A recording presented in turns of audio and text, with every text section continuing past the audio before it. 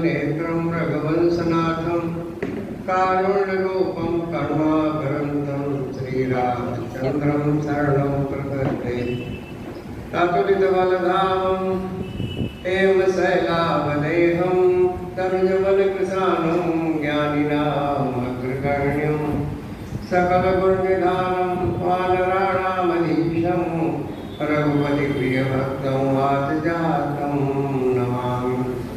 तत्रैव गंगा यमुना त्रिवेणी गोदावरी सिन्धु सरस्वती च सर्वाणि तीर्थानि वसन्ति गेः यत्तर्चितो द्वारकथा प्रसंगा शंकर भगवान की जय।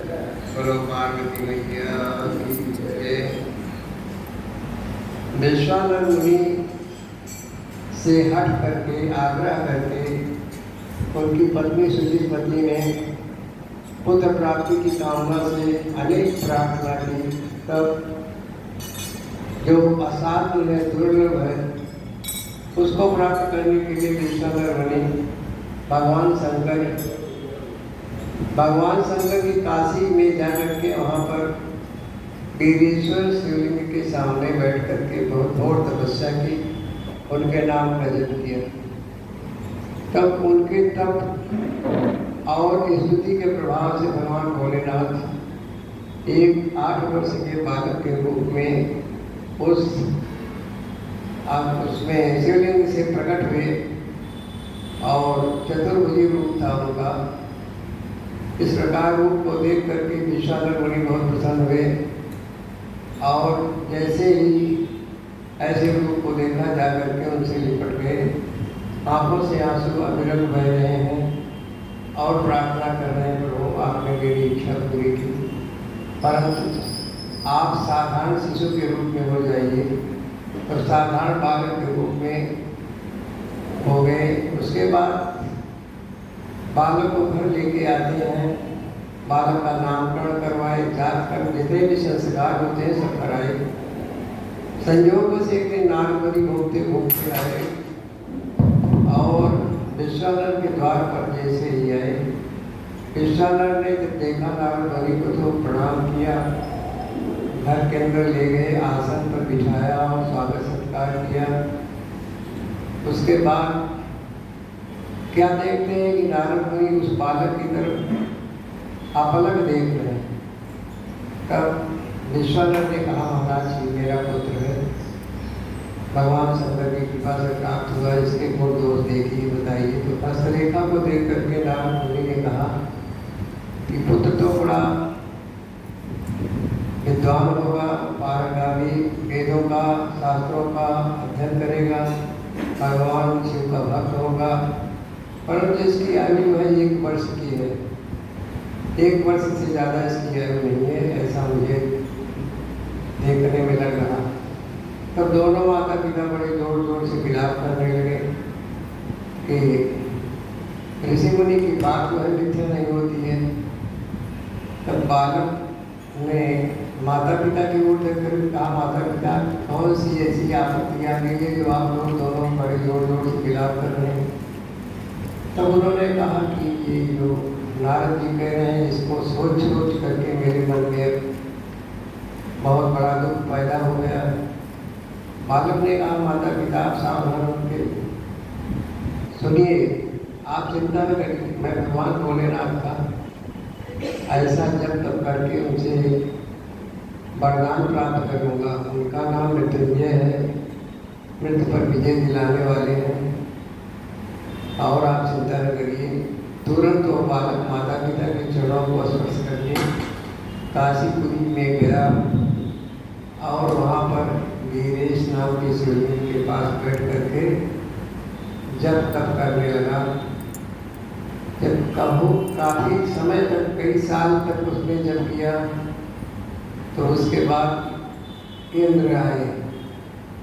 इंद्र ने कहा, तुम्हारी तपस्या पूर्ण हो गई है, अब तो मुझसे कुछ वरदान मांग लो।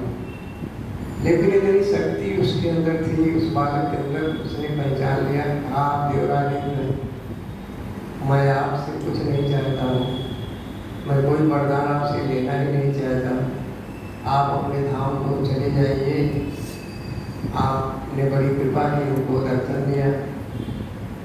इस प्रकार से इंद्र जो है वहाँ से चले जाते हैं। बाद में इंद्र को क्रोधित होकर के अपने वज्र का प्रहार करते हैं उस बालक को। ऐसा नाम ने बताया था कि इसको अग्नि से, वज्रपात से इसकी मृत्यु होना है, ये होगा अवश्य ही। तो इंद्र ने वज्रपात किया। वज्रपात के प्रभाव से भगवान शंकर की कृपा से वो बालक बच गया। तब फिर से वो भगवान की स्तुति करने लगा, भोलेनाथ की। तो भगवान शिव साक्षात रूप में पार्वती जी के साथ दर्शन देते हैं और कहते हैं तुम्हारी तपस्या हो गई, मैं तो परीक्षा लेने के लिए इंद्र बन करके हम ही आए थे और तुम्हारे ऊपर जो वज्रपात की, वज्र का प्रहार की, मेरी ही लीला थी। अब तो मेरे घरों के गलाधीश रहोगे, तुम शिवलोक में चलो और वहाँ पर मेरे साथ रहो। पार्वती जी तुम्हें पुत्र के रूप में स्वीकार करेंगे। इस प्रकार से वो जो विश्वानर का पुत्र था गृहपति आनंद पूर्वक भगवान भोलेनाथ के गणों के मध्य में रहने लगा। अब शिव जी के महाकाल आदि 10 अवतारों का वर्णन नंदीश्वर ने कहा। व्यास जी अब शंकर जी के उपासना कांड द्वारा से महाकाल आदि 10 अवतारों का जो वर्णन है भक्ति पूर्वक सुनो। उनमें पहला अवतार महाकाल का है, जो सत्पुरुषों को भोग और मोक्ष दोनों देने वाला है। इस अवतार की शक्ति भक्तों की मनोवांछा इच्छाओं को पूर्ण करने वाली है। दूसरा तार नामक अवतार हुआ, जिसकी शक्ति तारा देवी से मिली। वह दोनों भक्ति मुक्ति के दाता है, अपने सेवकों के लिए सुखदायक है। बाल भुवनेश नामक तीसरा अवतार हुआ, उसमें बाला भुवनेश्वरी शिवा शक्ति के रूप में हुई, जो सज्जनों को सुख देने वाली है। चौथा भक्तों के लिए सुख देने वाला अवतार हुआ, जो श्री विदेश के नाम से प्रसिद्ध हुआ। और षोडशी श्री विद्या शिवा उसकी शक्ति हुई। पांचवा अवतार भैरव का, जो सर्वदा भक्तों की कामनाओं को पूर्ण करने वाला। इस अवतार की शक्ति का नाम भैरवी गिरिजा है, जो अपने उपासकों को, अपनी आराधना करने वालों को इच्छा अनुसार कर देते हैं। जो अपने छठा शिव का अवतार है छिन्नमस्तक नाम से कहा जाता है। जिनकी देखिए छिन्नमस्तका, उनके मस्तक नहीं है, पूरा शरीर है। भक्त कामप्रदा गिरजा का नाम छिन्नमस्ता। संपूर्ण मनोरथों के दाता शंभु का सारवा अवतार भगवान के नाम से विख्यात है। उस अवतार में श्रेष्ठ उपासकों की लालसा पूर्ण करने वाली भौमावती नाम की देवी। शिव जी का 8वां सुखदायक अवतार है बगला। उसकी शक्ति महान आनंदमयी बगलावती, जो पार्वती के नाम से, पार्वती की शक्ति से संपन्न है। 9वां शिव का अवतार माधव नाम से कहा जाता है, जो उस समय संपूर्ण विलासों को पूर्ण करने वाली सर्वाणी मातंगी नाम की देवी से मिला हुआ। शंभु के दुख मुक्ति प्रदान करने वाले 10वें अवतार का नाम कमल है, जिसमें अपने भक्तों का सकल का पालन करने वाली गिरिजा कमला कैलाश। यही शिव जी के 10 अवतार हैं, यही 10 महाविद्याएँ हैं। पार्वती का ही प्रतिरूप है, शक्ति है। शक्ति और शक्तिमान दोनों का जो मिलन होता है, तभी संसार में प्राणियों को वरदान मिलते हैं, भोग और मोक्ष सब कुछ देने वाला है।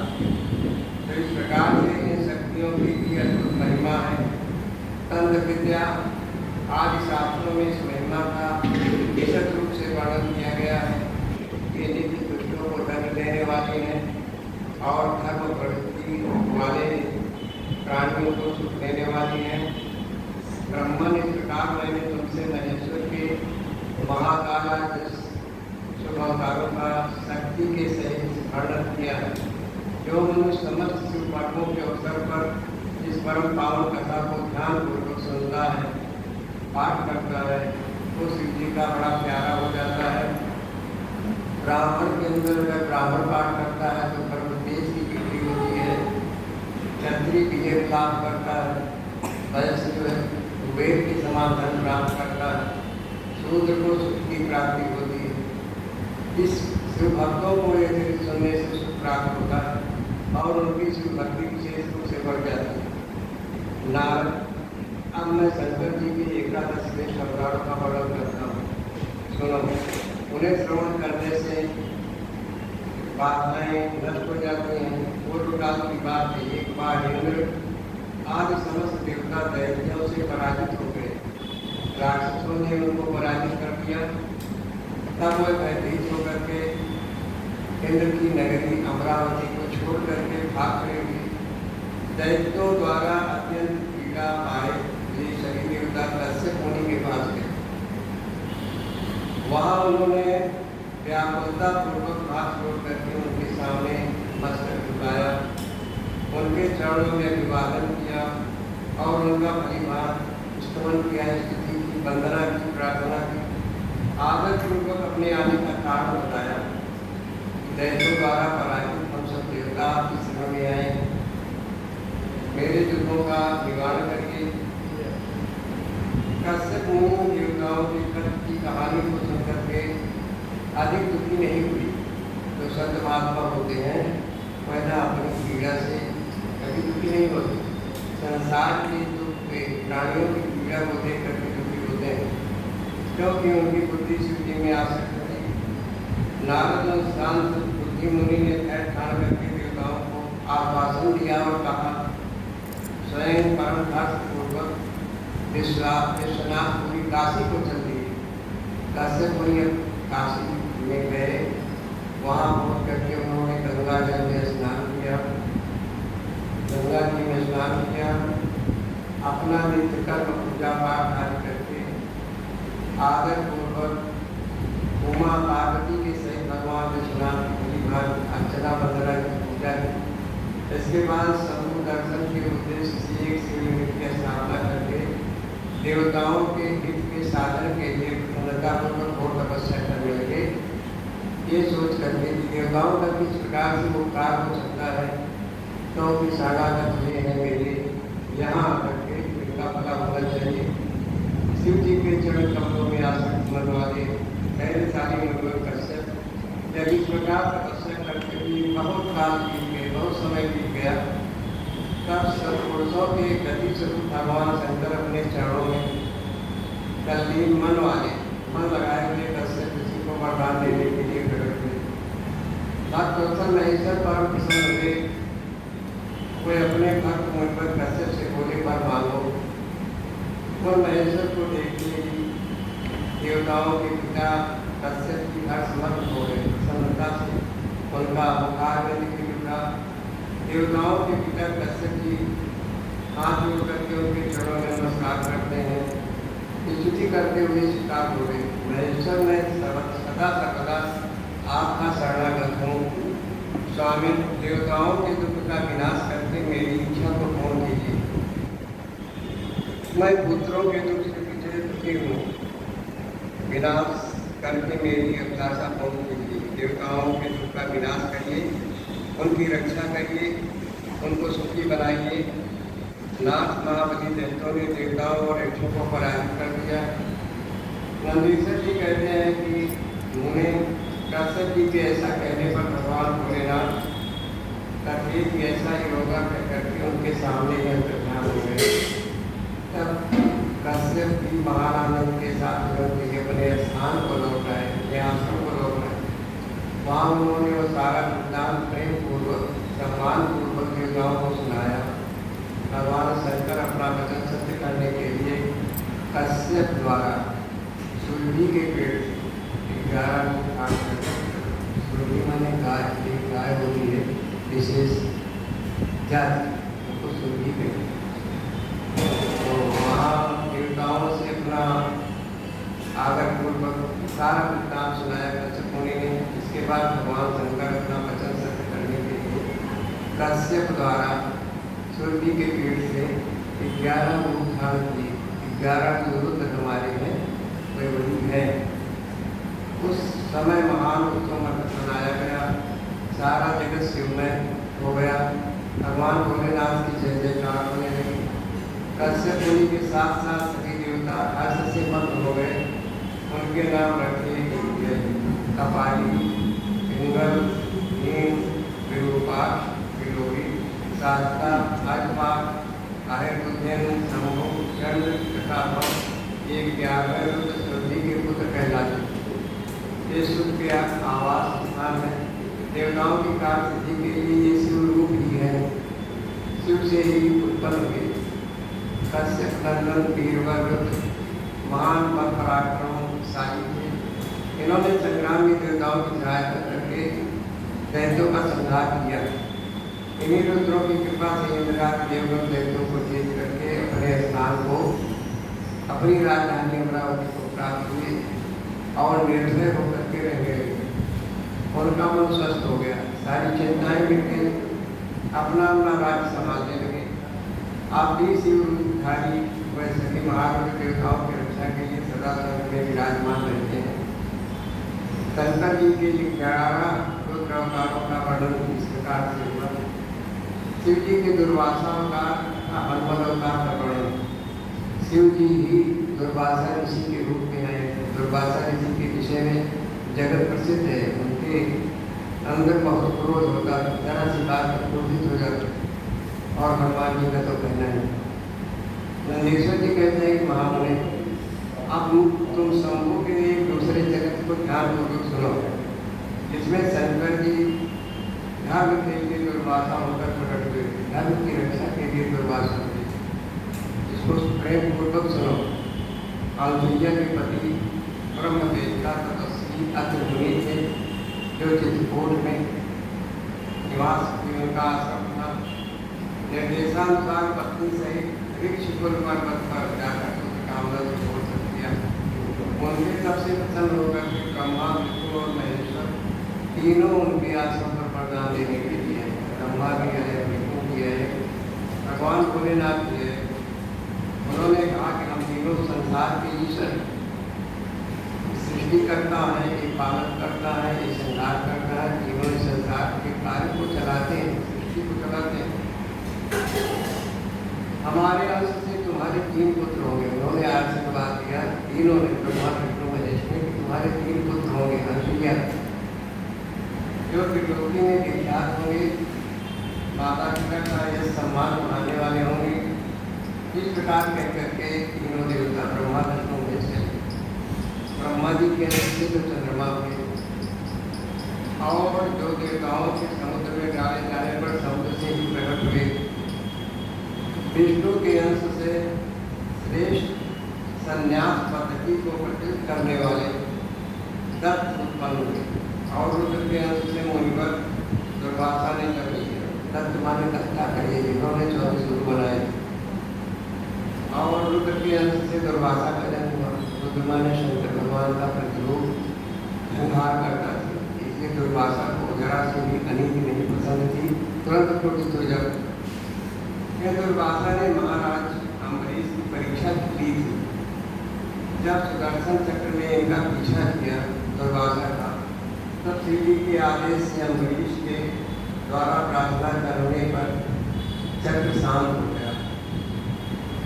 काल ने मुनि का वेश धारण करके श्री राम की परीक्षा की, और उसने कहा कि मेरी एक शर्त है। काल जो है एक रूप मनुष्य के रूप में गया, भगवान राम से कहता है कि मैं आपके पास आया हूँ और परीक्षा लेने के लिए गया था, और कह रहा था मैं आपसे एकांत में कुछ बात करना चाहता हूँ जो अत्यंत गोपनीय है, उसको कोई सुने नहीं। अगर कोई आ जाए तो उसका वध आपके हाथ से। भगवान ने सब स्वीकार कर, जो आएगा उसका निर्वासन कर दिया जाएगा। दुर्वासा जी ने हट करके लक्ष्मण को भेजा। उसी समय दुर्वासा ने, जबकि काल आया था राम जी के पास, दुर्वासा जी ने कहा मुझे अंदर जाने का, मुझे प्रभु श्री राम से मिलना। लक्ष्मण जी पहले, लक्ष्मण जी ने कहा महाराज ऐसा संभव नहीं है, परंतु लक्ष्मण जी उनके क्रोध को देखते हुए उन्होंने अंदर जाने की अनुमति दी। इस प्रकार भगवान राम ने लक्ष्मण का परित्याग कर दिया। तो किसी का त्याग कर देना मृत्यु का ये सवाल नहीं होता है, और उनको रुक्मिणी से तुरंत नहीं होता। भगवान को उसकी परीक्षा लेने के लिए दुर्वासा एक बार गए हुए थे और उनको कहा कि कृष्ण और रुक्मिणी दोनों आगे रथ को हल को खींचें। इस प्रकार उन्होंने रथ में होता। इस प्रकार के दुर्वासा मुनि थे, अत्यंत क्रोध के स्वरूप थे। उन्हें अब इसके बाद तो भगवान जी कहते कि सुनो, अनुगत रूप से शिव जी ने बड़ी उत्तम लीलाएं की, अनेक प्रकार की लीलाएं रची हैं। विप्रवर इसी रूप से महेश्वर ने भगवान राम का वर्णन किया। शिव जी का ही प्रतिरूप है हनुमान जी का। आपने इन्होंने उनकी सहायता की, भगवान राम की सहायता की है। वो सारा सब प्रकार के सुखों का देने वाला, उसे प्रेम पूर्वक। एक समय की बात है जब अत्यंत अद्भुत लीला करने वाले गुणशाली भगवान शंभु को विष्णु के मोरनी रूप का दर्शन प्राप्त। जब भस्मासुर ने पीछा किया तो उस समय बड़े भय से व्याकुल होकर के भगवान भोलेनाथ वरदान से बचने के लिए, क्योंकि जिसके ऊपर हाथ रख देगा वो भस्म हो जाएगा, शंकर जी का पीछा भागे भागे फिरे। तब जा करके रूप बना करके कृष्ण भगवान ने कहा, कहाँ जाते हैं?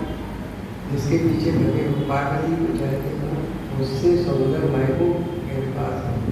इस प्रकार भगवान शिव की उन्होंने रक्षा की। तो विष्णु के मोहिनी रूप का दर्शन प्राप्त हुआ। तब वह कामदेव के बाणों से आहत किए तरह उस समय परमेश्वर ने राम कार्य की सिद्धि के लिए अपना वीरपात किया। जब भोलेनाथ का पाठ हुआ तब सप्त ऋषियों ने उसे पत्र स्फोटक में एक दोने में रख दिया। भगवान भोलेनाथ की उस शक्ति को एक दोने में उन्होंने देवताओं ने, सप्त ऋषियों ने रख दिया। क्योंकि श्री जी ने राम कार्य के लिए आदतपूर्वक उनके मन में प्रेरणा दी कि तुम ऐसा करो। इसके बाद उन महर्षियों ने शंभु के उस शक्ति को राम कार्य की सिद्धि के लिए गौतम ऋषि की कन्या, उनका नाम अंजना, कान के रास्ते से स्थापित कर दिया। तब समय आने पर उस गर्भ से शंभु के समान महाबलशाली पराक्रमी संपन्न बानर शक्ति खाड़ करके उत्पन्न हुआ। उनका नाम हनुमान रखा। महाबली कपीश्वर हनुमान जब शिशु थे, छोटे से बालक के रूप में थे, उसी समय उदय होते हुए सूर्य के लाल दीप को देख करके फल समझ करके तुरंत ही निकल गए, मुँह में अपने रखे। जब देवताओं ने उनकी बड़ी प्रार्थना की, संसार में घोर अंधकार छा गया चारों तरफ। तब देवर्षियों ने उन्हें शिव का अवतार माना। भगवान सबने प्रार्थना की, देवताओं ने तो उन्होंने अपने सूर्य को छोड़ दिया, मुख से निकाल दिया, सारा जगत प्रकाशित हो गया। पर वही हनुमान जी शिव जी के पास जाते हैं तो सभी विद्याओं को ज्ञान प्राप्त करते हैं। शिव जी गुरु है हनुमान जी। और भगवान भोलेनाथ जो शिव के प्रतिरूप थे, हनुमान जी उनको बहुत सा वरदान देते हैं। हनुमान अत्यंत हर्षित होकर के अपनी माता के पास वापस सूर्य भगवान के पास लौट रहे और उन्होंने सारा वृत्तांत अपनी माता जी को आदर पूर्वक सुनाया। माता की आज्ञा से धीर भगवान हनुमान ने नित्य सूर्य के निकट जाकर के उनसे अनायास सारी विद्याएं सीखी। माता जी ने आदेश दिया कि जो भी विद्याएं से ली गई हैं सूर्य भगवान के पास जाओ, सब सीख। रुद्र के अंशभूत कपिश्रेष्ठ हनुमान सूर्य की आज्ञा से सूर्यांश से उत्पन्न हुए सुग्रीव के पास चले गए। तब सूर्य भगवान ने कहा, मेरा पुत्र है सुग्रीव, तुम उसके पास चले जाओ और उसकी सहायता करो। तब हनुमान जी सुग्रीव के पास चले गए, इस किंदा पर्वत पर रहेंगे। इसके लिए उन्हें अपनी माता से की अनुज्ञा मिली। इसके इसके बाद नंदीश्वर ने भगवान राम का संपूर्ण संक्षेप से वर्णन करके कहा कि मुनि इस प्रकार हनुमान ने सब तरह से श्री राम का कार्य पूरा किया है, नाना प्रकार की लीलाएं की हैं, असुरों का मार्गवर्धन किया, भूतल पर राम भक्ति की स्थापना की, स्वयं भक्तों के अग्रणी है, सीताराम को सुख प्रदान किया, वह रुद्रावतार ऐश्वर्यशाली हनुमान लक्ष्मण के प्राण को बचाने वाले, संपूर्ण देवताओं के कर्म को नष्ट करने वाले, भक्तों का उद्धार करने वाले महावीर हनुमान सदा राम कार्य में लगे रहते थे। रामदूत के नाम से विख्यात हुए, दैत्यों के राक्षसों के संहारक, भक्त वत्सल। इस प्रकार हनुमान जी का श्रेष्ठ चरित्र है, जो धन को, कीर्ति को, आयु को, बल वृद्धि को देने वाला। अब शिव जी के विभाग अवतार का वर्णन। महाबुद्धिमान सनत कुमार जी नंदीश्वर कथा सुना रहे हैं। सनत कुमार जी को जो ब्रह्मा के 4 पुत्र हैं, जो मानस पुत्र हैं, कह रहे हैं सनत कुमार जी, अब तुम अत्यंत संगतापूर्वक महेश्वर के विभाग नामक अवतार ध्यानपूर्वक सुनो। यह उत्तम आख्यान भक्ति की वृद्धि करने वाला। 19 समय दैत्यों ने वृत्तासुर की सहायता से इंद्र आदि समस्त देवताओं को पराजित कर दिया। तब उन सभी देवताओं ने सासा दधीच मुनि के आश्रम में जा करके अपने अपने अस्त्रों को फेंक करके तत्काल की हार मान ली। दधीच जो थे महादानी थे। दधीच हरिचंद्र नवेशा सहे प्रजाहित परम कलेशा। दानियों की श्रेणी में आते महाराज की राजा थे, दधीच थे और हरिश्चंद्र थे। 3 दानी ऐसे हुए जिन्होंने अपना सर्व सुधार कर दिया, अनेक प्रकार से कष्ट भोगते रहे। तो दधीच के आश्रम में हारे हुए झूठे देवता से ऐसा किया करके अपने आश्रम फेंक देते हैं और विलाप करने लगते हैं, याचना करते हैं, भगवान रक्षा कीजिए, रक्षा कीजिए। इसके बाद मारे जाते हैं वे इंद्र सहित संपूर्ण देवता देवर से ब्रह्मलोक में जाकर आप वहाँ पर तीसरे आश्रम के चारों तरफ फेंक करके सब ब्रह्मा जी के पास प्रार्थना करने के लिए जाते हैं कि अब मैं करूँ क्या। अपना दुखड़ा अपना निवेदन किया। पितामह ब्रह्मा सारा रहस्य यथार्थ रूप से उनके सामने प्रकट किया देवताओं ने। ये सब दृष्टा की करतूत दृष्टा ने तुम लोगों को मदद करने के लिए तपस्या के द्वारा इस महातेजस्वी वृत्तासुर को उत्पन्न किया।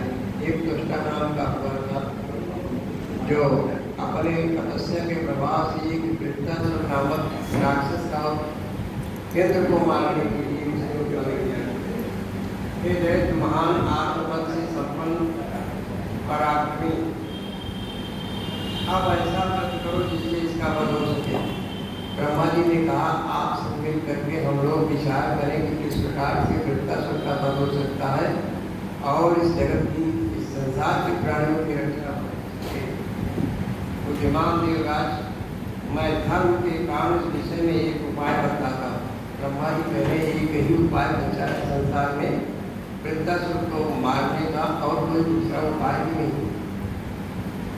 सुनो, जो दधीच जी हैं नाम वाले महामुनि, कोई तपस्वी और जितेंद्रिय, उन्होंने पूर्व काल में भगवान शिव की आराधना की थी, तपस्या की थी। भगवान भोलेनाथ ने उनको वरदान दिया कि तुम्हारी जो हड्डियाँ हैं, अस्थियाँ हैं, वो वज्र के समान हो जाए। ऐसा वर प्राप्त किया। अतः तुम लोग मुझसे उनकी हड्डियों की याचना करने के लिए जाओ, वे अवश्य दे देंगे। क्योंकि संतों मुनियों के पास जो है कोई चीज ये नहीं होती है। संत हृदय नवनीत समाना, कहा तबिन पर काहे न जाना। पर निज नवनीता पर संत जो किसी की अवस्था में नहीं देख सकते, उनका हृदय करुणा से परिपूर्ण हो। तो कह रहे हैं कि जब मांगने जाओगे तो दे देंगे अवश्य। तुम लोग मुझसे हड्डियों की यात्रा करो और सकेंगे कि उन अस्त्रों से वज्र का निर्माण होगा। तुम निश्चय उस वज्र के द्वारा वृत्रासुर का वध कर सकोगे। नंदित जी कहते हैं कि व्यास जी ब्रह्मा के ऐसे वचन को सुनकर के इंद्र देवगुरु बृहस्पति को लेकर के देवताओं के साथ तुरंत दधीचि मुनि के आश्रम में जाकर पहुंचता और दधीचि मुनि का दर्शन करते हैं। दधीचि मुनि की पत्नी का नाम था सुवज्जा और आदत पूर्वक हाथ जोड़ करके वो दोनों महिला दंपति को दधीचि और उनकी पत्नी को नमस्कार करते हैं, प्रणाम करते हैं। दधीचि मुनि के ज्ञानों में से वो तुरंत समझ गए कि सब विभ्राट किस उद्देश्य से इंद्र अपने सात योद्धाओं के साथ आया हुआ है। तब उन्होंने अपनी पत्नी सुवज्जा को अपने आश्रम से अलग भेज दिया। उनको भेज दिया कि जाके फल कुछ लाओ, मैं पूजा करूँगा। उनको आश्रम से हटा दिया। इसके बाद देवताओं के सहित देवराज इंद्र जो स्वार्थ साधन में दक्ष, अत्यंत स्वार्थी, अत्यंत कपटी और बड़े ही कार्य निकालने में अपने कार्य निकालने में कुशल अर्थशास्त्र का आश्रय लेकर के मुनिवर से बोले। इंद्र ने कहा, मुने आप महान सुभक्त, दाता तथा शरणागत के रक्षक हैं, इसलिए हम सभी देवता तथा देवर्षि त्वष्टा द्वारा अपमानित होने के कारण आपकी शरण में आए। ब्रह्म देवता, आप अपनी वज्रमयी अस्थियों का, हड्डियों का दान कर दीजिए, हमें प्रदान कर दीजिए, जिससे देवताओं का, जगत के प्राणियों का भला होगा। उस हड्डी के द्वारा वज्र का निर्माण होगा। मैं उस देवद्रोही वृत्रासुर का वध करूँगा उसके प्रभाव से।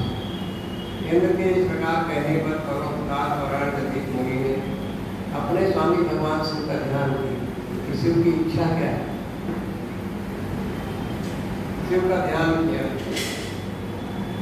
स्वामी शिव का ध्यान करके अपने शरीर को त्याग किया। जैसे ही भगवान भोलेनाथ का ध्यान किया वैसे ही अपने प्राणवायु को उन्होंने शरीर से बाहर शरीर निर्जुल पड़ा। अतः वह तुरंत ही ब्रह्मलोक को चले गए। अतः वह तुरंत ही ब्रह्मलोक को चले गए। उस समय वहाँ पुष्पों की वर्षा हो गई, आकाश से वर्षा होने लगी। सभी देवता प्रसन्न हो गए क्योंकि उनका स्वार्थ विकसित हो गया। पर हित लागित जय जो देहि, संतत संत प्रशंसहि तेहि। परहित में दूसरे के उपकार में अगर शरीर चला जाता है तो चला जाए, उनकी प्रशंसा होती है, उनका गुणगान जब तक पृथ्वी रहती है तब तक उनका गुणगान, उनका यशोगान होता है। तो आकाश से देवता जो है दुंदुभी बजा रहे हैं, फूलों की वर्षा कर रहे हैं, प्रसन्नता को प्रदर्शित कर रहे हैं। सभी लोग आश्चर्यचकित हो गए कि देखिए एक ऐसे महामुनि हैं जिन्होंने अपने प्राण को की परवाह न करते हुए अस्त्रों का दान कर दिया। इसके बाद इंद्र ने शीघ्र ही जंगल में जाकर के सुरभि नाम की गाय जंगलों में होती हैं उनको बुला करके और दधीचि मुनि के शरीर में शहद लगा लगा करके गायों से चटवाया। तो जो मांस था, रुधिर था, वो सब जो है गाय चाट गई, केवल अस्थियाँ उनकी बची। उन हड्डियों से अस्त्र निर्माण करने के लिए विश्वकर्मा को बुलाया। विश्वकर्मा जो थे वो अस्त्र शस्त्र बनाने की कला में बड़े माहिर थे। उनको बुलाया, सबकी इच्छा से हुआ। विश्वकर्मा ने शिव जी के तेल से सुदृढ़ हुई मुनि की वज्र के समान अस्त्रों से संपूर्ण अस्त्र शस्त्र बनाए। काफी से वज्र बना, ब्रह्मशिर नामक बाण बनाया। अन्य अस्त्रों से अन्य छोटे छोटे बड़े अस्त्र शस्त्र बनाए। तब शिव जी के तेल से उत्कर्ष को प्राप्त हुए इंद्र ने उस वज्र को लेकर के क्रोध पूर्वक वृत्रासुर पर आक्रमण किया। ठीक उसी तरह जैसे रुद्र ने यमराज पर एक बार धावा बोला था। फिर तो कवच आदि से भली भांति सुरक्षित हुए इंद्र ने तुरंत ही अपने पराक्रम को प्रकट करते हुए उस वज्र के द्वारा वृत्तासुर के परवशित शरीर के सिर को काट गिराया। कहा उस समय स्वर्गवासियों ने महान विजय का उत्सव मनाया। जब वृत्तासुर की मृत्यु हो गई, सभी देवता सुखी हो गए। इंद्र पर पुष्पों की वृष्टि होने लगी और सभी देवता उनकी स्तुति करने लगे। आत्मबल से संपन्न दहेज होने की पतिव्रता अपनी सुवर्चा आसन में आ गई। वहां देवताओं के लिए अपने पति का मरा हुआ जब शरीर देखा, जान करके देवताओं को श्राप देते हुए बोली। दहेज की पत्नी सुवर्चा ने देखा कि मेरे छल बल से अपने स्वार्थ सिद्धि के लिए सभी देवताओं ने मेरे पति को मार दिया है, तब देवताओं को श्राप दे दिया। सुवर्चा ने कहा, हो इंद्र सहित के सभी देवता बड़े दुष्ट हैं, स्वार्थी, अपना कार्य सिद्ध करने में बड़े ही कुशल है, मूर्ख है, बड़े लोभी, इसलिए ये सबके सब आज से मेरे हिसाब से पशु हो जाए। जिनके विवेक न हो वही पशु है, अपने स्वार्थ में जो लगा रहे, जो किसी के हित की परवाह न करे, वही पशु है। इसलिए कहा गया है, येषां न विद्यां न तपो न दानं ज्ञानं न शीलं न गुणो न धर्मः ते मर्त्यलोके भुवि भारभूता मनुष्य रूपेण मृगाः सिरन्ति। जिसके अंदर बुद्धि नहीं है, ज्ञान नहीं है, विवेक नहीं है, कोई कला नहीं है, धर्म नहीं है, वो पशु के समान है।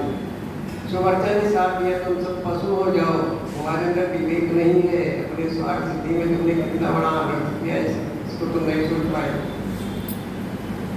इंद्रराज समस्त देवताओं को श्राप दे दिया। इसके बाद उस पतिव्रता ने पतिलोक में जाने का विचार किया। उसने विचार किया कि ये पति नहीं है तो इस जीवन से लाभ क्या है, मैं उनका अनुगमन करूंगी, मैं भी पति के लोक में जाऊंगी। इस प्रकार विचार किया, लेकिन गर्भ था, सुवर्चा के पेट में गर्भ था। तब फिर तो मनस्वी सुवर्चा ने परम पवित्र लकड़ियों द्वारा एक चिता तैयार, उन्होंने अपने लिए चिता लगाई कि मैं इसी चिता में जल करके पतिलोक को चली जाऊंगी, पतिव्रता होगी। उसी समय शंकर जी की प्रेरणा से सुख देने वाली एक आकाशवाणी हुई। वो उस मुनि की पत्नी सुवर्चा को आश्वासन देते हुए, उपदेश देते हुए कहने लगी। आकाशवाणी ने कहा कि महाप्राज्ञ, ऐसा साहस मत करो, तुम्हारे उदर में, तुम्हारे पेट में मुनि का तेज है, गर्भ है, पीछे तुम्हारी जैसी इच्छा हो, जब बच्चा पैदा हो जाए उसके बाद जो कुछ करना हो करिएगा, अभी समय न करिए। पहले तुम ये तो पूर्वक पुत्र को उत्पन्न करो, पीछे तुम्हारी जैसी इच्छा हो ऐसे करना, क्योंकि शास्त्र का एक ऐसा आदेश है कि गर्भवती को अपना शरीर नहीं जलाना चाहिए, अर्थात सती नहीं होना चाहिए। नंदीश्वर जी कहते हैं कि व्यास जी इस प्रकार कहकर के वो आकाशवाणी उपराम हो गई, मौन हो गई, शांत हो गई। उसे सुन करके मुन पत्नी क्षण भर के लिए विस्मय में पड़ गई। वह वो की स्थिति में आ गई कि क्या करूं क्या न करूं। परंतु उस सती साध्वी सुवर्चा को तो पतिलोक की प्राप्ति या इष्ट थी। उसके मन में उथल पुथल हो रही थी, मैं पतिलोक को कैसे प्राप्त करूं। ऐसा सोच करके उसने बैठ करके एक पत्थर से अपने पेट पर प्रहार करना शुरू कर दिया, पेट को फाड़ डाला। तब उसके पेट से मुनिवर दधीची का वो गर्भ बाहर निकल आया, जो गर्भ पेट में था वो बाहर आया। उसका शरीर परम दिव्य था, क्योंकि तो दधीची मुनि का जो है बालक था, उनकी शक्ति थी, इसलिए बड़ा ही तेजवान बालक, सुंदर दिव्य स्वरूप था। तथा वो अपनी प्रभा से, अपने प्रकाश से दसों दिशाओं को प्रकाशित कर रहा है।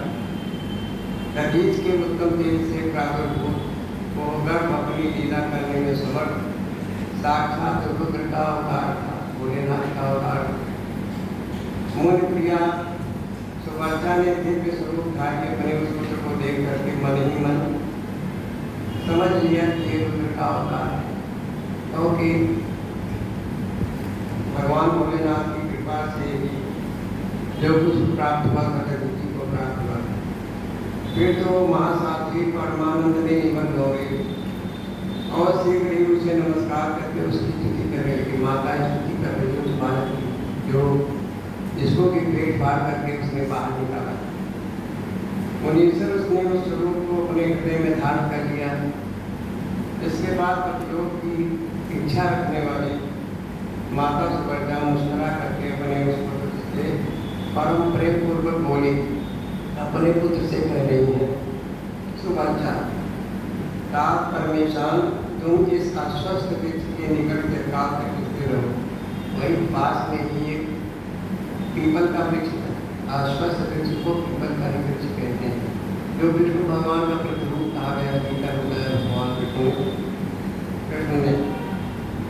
तो समस्त प्राणियों के लिए सुखदायक हो जाओ, तुम इसी पीपल के पास रहो, अपने पुत्र को कहा। और अब मुझे प्रेम पूर्वक पति लोक में जाने की आज्ञा दे दो। वहाँ पति के साथ रहती हुई मैं रुद्र रूप धारण करके तुम्हारा ध्यान करती रहूँ। मैं वहाँ रहूँगी लेकिन तुम्हारा ध्यान करती रहूँ। ये भी एक कला कछुआ जो होता है अपने अंडे को जब अंडा दे देता है तो उसके पास नहीं जाता, वो जहाँ रहता है सिर्फ अपना ध्यान अंडे पे लगाता है तो बच्चा पोषित होता है, अंडे से बच्चा पैदा होता है, उससे पुष्ट होता है। तो कह रही है कि हम वहाँ पर योग से आपका ध्यान रखोगे, तुम निश्चिंत रहना। नंदीश्वर जी कहते हैं कि मुने स्वामी सुभद्रा ने अपने पुत्र से इस प्रकार कह करके परम समाधि द्वारा पति का आगमन किया, अपने सभी को त्याग दिया, छोड़ मुनिवर इस प्रकार लगी अपनी सुभद्रा शिवलोक में पहुंच करके अपने पति से जाकर के मिली और आनंद पूर्वक शंकर जी को की सेवा करने लगी। तात इनमें ही हर्ष में भरे हुए इंद्र से समस्त देवता मुनियों के साथ शीघ्रता से वहाँ पहुँचे भोलेनाथ के पास। तब प्रसन्न बुद्धि वाले ब्रह्मा ने उस बालक का नाम विप्लाद रखा। ब्रह्मा जी आए जहाँ पर सुभद्रा ने अपने पुत्र को पीपल के पेड़ के पास छोड़ दिया था।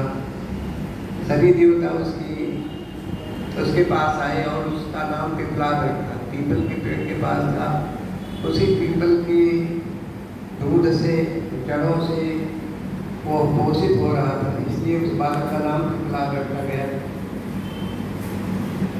फिर सभी देवता महोत्सव मनाने लगे और महोत्सव मना करके अपने अपने धाम को चले गए।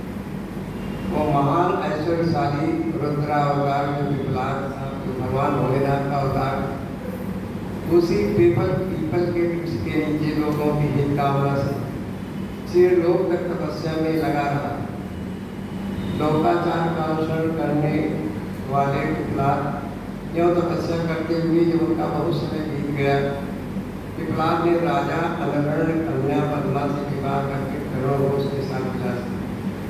उन मुनि के 10 पुत्र हुए जो सबके सब पिता के ही समान महात्मा उग्र तपस्वी माता पद्मा की सुख की वृद्धि करने वाले। इस प्रकार महाप्रभु शंकर के लीला अवतार मुनिवर विप्लाद ने महान ऐश्वर्यशाली तथा नाना प्रकार की लीलाएं रची। उन कृपाल को जगत में शनैश्वर की पीड़ा को जिसका निवारण करना सबकी शक्ति के साथ विप्लाद मुनि ने एक घोषणा की, किसी भी बालक को सही जो है वो 12 वर्ष की आयु तक नहीं प्रभावित करेगा, उसको पीड़ा हो नहीं पाएगा। वरदान दिया कि जन्म से लेकर के 16 वर्ष तक की आयु वाले मनुष्यों को तथा भक्तों को सही पीड़ा नहीं पहुँचाएगा। ये मेरा वचन है जो सर्वदा सत्य रहेगा। यदि कहीं से भी मेरे वचनों का अनादर करेगा तो उन मनुष्यों को पीड़ा पहुँचाएगा तो वो निस्संदेह भस्म हो जाएगा, काल कौलित हो जाएगा।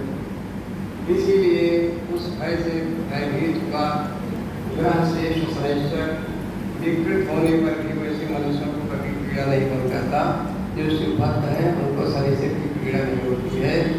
16 साल के आयु तक के बच्चों को भी शनैश्वर पीड़ा नहीं पहुंचा सकता।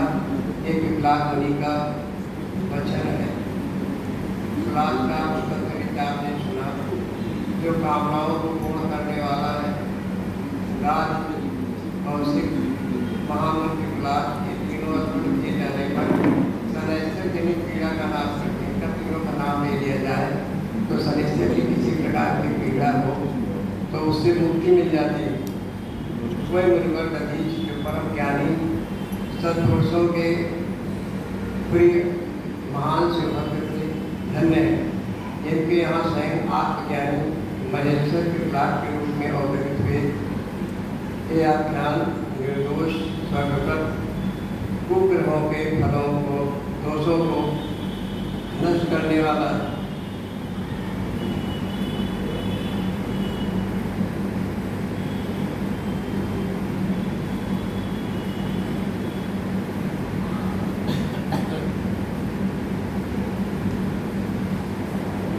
भगवान शिव के विदेशावतार की कथा है। एक राजा थे, राजा भद्रायु तथा रानी उनकी, उनका नाम कीर्तिमालिनी था, जिनकी धार्मिक स्थिरता की परीक्षा के लिए भगवान भोलेनाथ आए थे। वह रात पहले श्रेष्ठ भद्रायु का परिचय दिया गया और जिन पर भगवान शिव ने ऋषभ रूप से अनुग्रह किया, उन्हीं नरेश की धर्म परीक्षा के लिए भगवान विजेश्वर रूप से प्रकट हुए। ऋषभ के प्रभाव से रणभूमि में शत्रुओं पर विजय पा करके शक्तिशाली राजकुमार भद्रायु के प्राप्त सिंहासन पर आरूढ़ हुए। तब राजा चंद्रागत तथा रानी श्रीमती ने मालनी के साथ उनका विवाह। इसी समय राजा भद्रायु शिकार खेलने के लिए धर्मपत्नी के साथ बसंत ऋतु में विहार करने के लिए एक घोर गहन वन में प्रवेश किया। उनकी पत्नी शरणागतों की रक्षा करने वाली थी। राजा का भी ऐसा सिद्धांत था, इनका नियम था कि जो शरण में आ जाता तो उसकी रक्षा करते थे। तो राजा और राजा की पत्नी दोनों दैनिक धर्म में दृढ़ता थी। इसकी परीक्षा के लिए पार्वती ने सोचा, भगवान शिव ने सोचा एक लीला रची, इनके धर्म की परीक्षा लेना चाहिए कि ये अपने जो सिद्धांत पर अटल रहते हैं कि नहीं। और शिवा और शिव उस वन में ब्राह्मणी और ब्राह्मण का रूप धारण करके उस घोर जंगल में जाते हैं। उन दोनों ने लीला करके महामय राष्ट्र का निर्माण किया, एक मायावी व्याघ्र का निर्माण किया।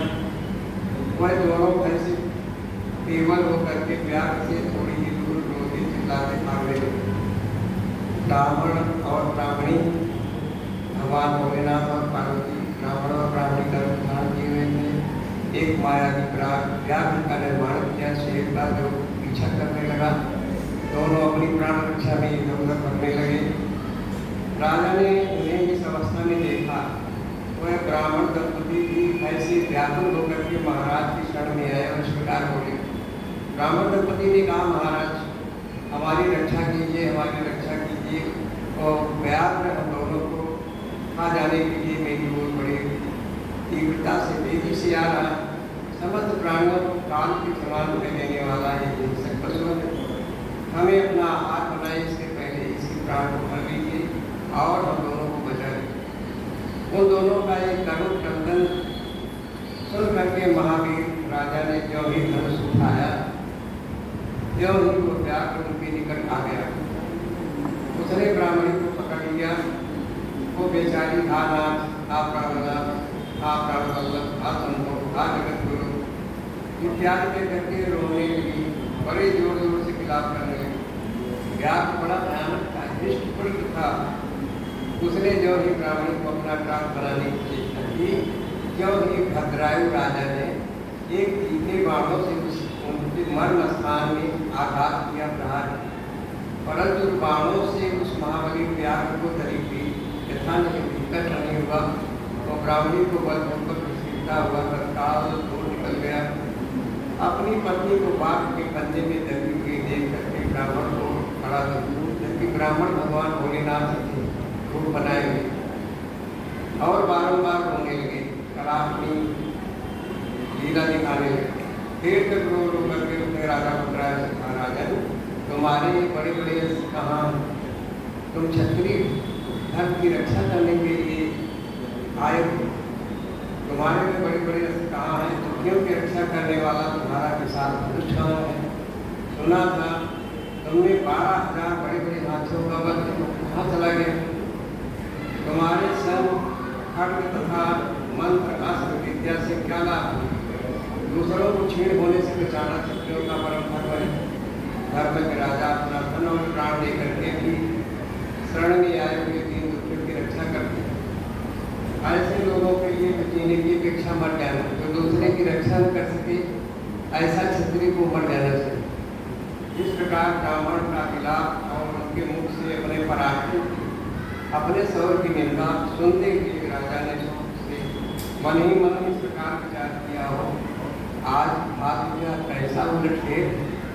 मैंने बड़े बड़े हिंसक पशुओं को मारा, आज मेरे बाण मुझे धोखा दे गए, मेरा सारा पराक्रम नष्ट हो गया, मेरे धर्म का भी नाश हो गया, इसलिए मेरी संपदा, मेरा राज, मेरी आयु का निश्चय भी नाश हो जाएगा। इस प्रकार विचार करके राजा भद्राय ब्राह्मण के चरणों में गिर पड़े, उन्हें ढाढ़स बंधाते हुए धीरज बंधाते हुए कहने लगे, ब्राह्मण मेरा पराक्रम अवश्य ही नष्ट हो गया है, आप जो कह रहे हो सब महामति मुझ क्षत्रिय आत्म पर कृपा कीजिए, शोक छोड़ दीजिए, मैं आपको मनोवांछित कर दूंगा। ये राज्य, ये रानी, ये मेरा शरीर सब कुछ आपके अधीन, बोलिए आप क्या चाहते? तो भगवान शंकर जो ब्राह्मण के रूप में थे, ब्राह्मण बोले, राजन अंधे को दर्पण से क्या काम? जो भिक्षा मांग करके जीवन निर्वाह करता है ऐसा ब्राह्मण मैं हूँ। वो बहुत से घर लेकर के क्या करेगा, राज्य लेकर के क्या करेगा? जो मूर्ख है उसे पुस्तक से क्या काम? उसके लिए पुस्तक संचय करते ही, जिसके पास स्त्री नहीं है वो धन लेकर के क्या करेगा? इसके लिए मेरी पत्नी चली गई, मैंने कभी काम सुख का भोग नहीं किया है, अतः काम भोग के लिए आप अपनी बड़ी रानी को भेज दीजिए। भगवान बोले शंकर परीक्षा के लिए तो गए, उन्होंने राजा से कहा अपनी रानी को भेज दीजिए, मेरी पत्नी से चली गई, इसको प्यार रखा गया। राजा ने कहा, ब्राह्मण क्या यही तुम्हारा धर्म है जो कह रहे हो? क्या तुमने गुरु से यही उपदेश पाया है? क्या तुम नहीं जानते हो पराई स्त्री का स्पर्श स्वर्ग एवं से स्नान करने वाला? पर स्त्री के उपभोग से जो पाप कमाया जाता है उसे सैकड़ों प्रायश्चितों के द्वारा दूर नहीं किया जा सकता, धोया नहीं जा सकता। ब्राह्मण को राजन मैं अपनी तपस्या से भयंकर ब्रह्महत्या का पाप नष्ट कर सकता हूँ, मदिरा पान जैसे पाप को भी नाश कर डालूंगा। वीर पर स्त्री संगम कितने किस गिनती में है, इसलिए आप अपनी पत्नी मुझे दे दीजिए, अन्यथा निश्चय ही रखने लगे। ब्राह्मण की बात को सुनकर के राजा ने मन ही मन विचार किया कि ब्राह्मण के प्राणों की रक्षा न करने से महापाप होगा, क्योंकि भगवान भोलेनाथ जो ब्राह्मण के रूप में बार बार लगाए, तुम्हें भी अपना प्राण दे दूंगा, जी करके करूँगा। इससे बचने के लिए पत्नी को दे डालना है। राजा ने उपयुक्त समझा कि के पत्नी से किया दे रहे, इस श्रेष्ठ ब्राह्मण को अपनी पत्नी दे करके मैं अपने पाप को धो लूंगा, मुक्ति से प्राप्त हो जाऊंगा। और इसके बाद मैं करूंगा क्या कि मैं अग्नि में अपने शरीर को ही भस्म कर दूंगा। मन ही मन ऐसा विचार करके राजा ने आग जलाई और ब्राह्मण को बुला करके भोलेनाथ ब्राह्मण बने गए थे, कहा मेरी पत्नी को आप ले जाइए, मैं शहर से आपको दे रहा हूँ। स्नान करके पवित्र हो देवताओं को प्रणाम करके उन्होंने अग्नि की व्यवहार पर भोलेनाथ करे और एकाग्रचित होकर के भगवान से ध्यान किया। इस प्रकार राजा को अग्नि में गिरने के लिए तत्पर देख करके भगवान भोलेनाथ साक्षात रूप में प्रकट हो गए। उनके 5 रूप थे, 10 चंद्रमा आभूषण का काम दे रही थी, कुछ पीले रंग की जगह रखी हुई, करोड़ों सूर्य के समान तेजस्वी प्रभावशाली। इस प्रकार राजा भद्राय ने हाथ जोड़ करके भगवान भोलेनाथ की स्तुति की। राजा की स्तुति करने पर पार्वतीनाथ अत्यंत प्रसन्न होकर के कहा, राजन को ने किसी अन्य का चिंतन न करके जो सदा सर्वदा मेरी पूजा की थी, तुम्हारी भक्ति के कारण और तुम्हारे द्वारा दी गई पवित्र वस्तु को छोड़कर मैं प्रसन्न हुआ। तुम्हारे भक्ति भाव की परीक्षा के लिए मैं ब्राह्मण बना हुआ और ब्राह्मणी बनी हुई थी मेरी पत्नी, और एक व्याघ्र था, मायावती था, इसने उसको ग्रस लिया था। तो ब्राह्मणी और कोई नहीं है, मुआ दी हुई थी, तुम्हारे बाण मारने के लिए जिसके शरीर नहीं होगी वो व्याघ्र तो माया ने देखा, मेरी इच्छा से बना हुआ तुम्हारे शरीर के लिए, उसकी परीक्षा के लिए तुम्हारी पत्नी को मैंने मांगा। इस कीर्ति मांगने की और तुम्हारी भक्ति से मैं संतुष्ट हूँ, मांगो मैं तुझे क्या वरदान दूँ। राजा बोले, देव आप साक्षात परमेश्वर हैं, अपने सांसारिकता से घिरे हुए जन्म के जो प्रत्यक्ष दर्शन दिया वही मेरे लिए सबसे श्रेष्ठ वरदान है। इसके अतिरिक्त मैं आपसे दूसरा कोई वरदान नहीं मांग। मेरी ये इच्छा है कि मैं, मेरी रानी, मेरे माता पिता, पद्माकर रहस्य, मेरी रानी, मेरे माता पिता, ये सब आपके पार्श्ववर्ती सेवक बन जाए। इसके बाद रानी मालिनी ने प्रणाम करके भगवान शंकर को प्रसन्न किया, उत्तम वरदान मांगा कि महादेव मेरे पिता चंद्राकर और माता श्रीमंतिनी दोनों को दिया सुखित निवास का भक्त का भगवान गौरीपति ने तथास्थ करके दोनों को संतुष्ट किया और इच्छा अनुसार वहाँ से अंतर्ध्यान हुए। तो शंकर भगवान की जय। ओम नमः शिवाय, ओम नमः शिवाय, हर हर भोले नमः शिवाय, ओम नमः शिवाय, ओम नमः शिवाय, हर हर भोले नमः शिवाय। गंगाधराय शिव गंगाधराय, हर हर भोले नमः शिवाय। गंगाधराय शिव गंगाधराय, हर हर भोले नमः शिवाय। ओम नमः शिवाय, ओम नमः शिवाय, हर हर भोले नमः शिवाय। नंदीश्वराय शिव नंदीश्वराय, हर हर भोले नमः शिवाय। नंदीश्वराय शिव नंदीश्वराय, हर हर भोले नमः शिवाय। ओम नमः शिवाय, ओम नमः शिवाय, हर हर भोले नमः शिवाय। रामेश्वराय शिव रामेश्वराय, हर हर भोले नमः शिवाय। रामेश्वराय शिव रामेश्वराय, हर हर भोले नमः शिवाय। ओम नमः शिवाय, ओम नमः शिवाय, हर हर भोले नमः शिवाय। विश्वेश्वराय शिव विश्वेश्वराय, हर हर भोले नमः शिवाय। विश्वेश्वराय शिव विश्वेश्वराय, हर हर भोले नमः शिवाय। ओम नमः शिवाय, ओम नमः शिवाय, हर हर भोले नमः शिवाय। नागेश्वराय शिव नागेश्वराय, हर हर भोले नमः शिवाय। नागेश्वराय शिव नागेश्वराय, हर हर भोले नमः शिवाय। ओम नमः शिवाय, ओम नमः शिवाय, हर हर भोले नमः शिवाय।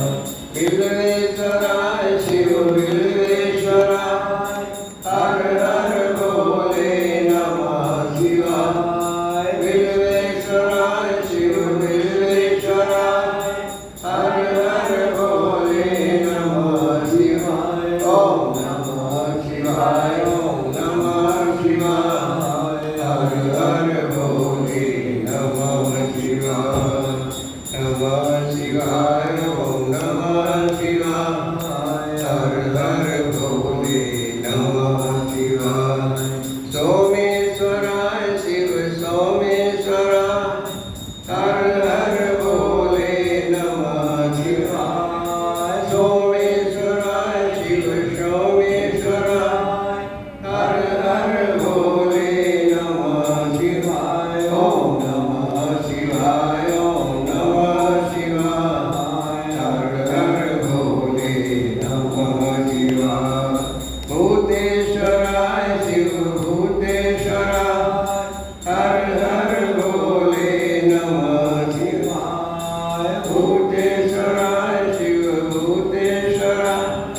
हर हर भोले नमः शिवाय। ओम नमः शिवाय, ओम नमः शिवाय, हर हर भोले नमः शिवाय। शंकर भगवान की जय, प्रभुपाद मैया की